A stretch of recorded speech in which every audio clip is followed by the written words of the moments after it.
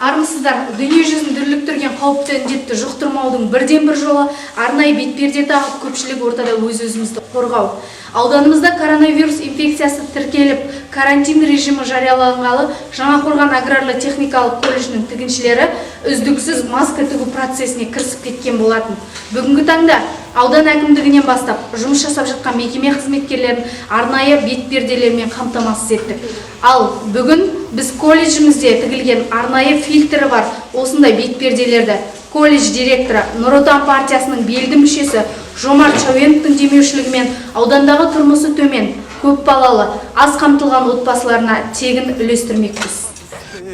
Бақыт үшін бәрін істедік, бірлігіміз бойға күш беріп, сан сынақты кешкенбіз. Күлтегіміз қаған білгенбіз, құламаған елміз мүлдеміз. Көк аспан мен көк ту астында күн сөнгенше біргеміз. Қыран қазақ бері кіргенбіз, құламаған елміз мүлдеміз. Әлі бізде алар асу көп, бәріміз де біргеміз. Әлі бізде алар асу көп, бәріміз де біргеміз.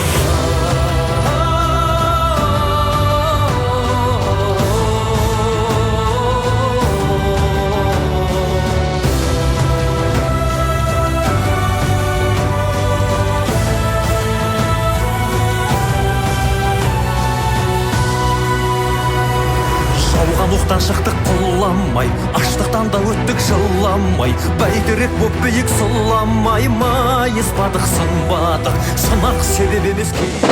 Нұр Отан халықшыл партия қашанда елдің мұң-мұқтажын бастарына қойған бас партияның жанынан құрылған Жаңақорған аграрлы-техникалық колледжіндегі жалынды жастар бастауыш партия ұйымы да бірқатар игі істердің ұйытқысы болуда.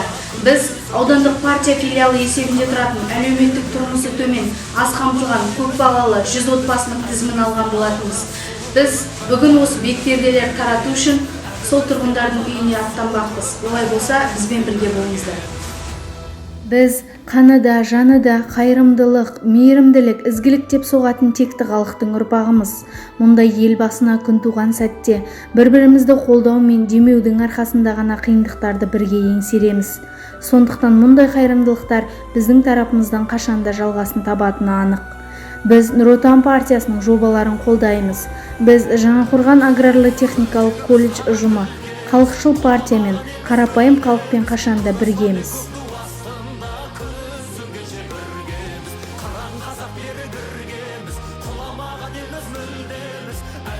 Лайым, егемен елдің ертеңі келісті болып, ұлт саулығы берік болсын. Құрметті аудан тұрғындары, біз сіздер үшін жұмыстамыз, сіздер біз үшін үйде болыңыздар.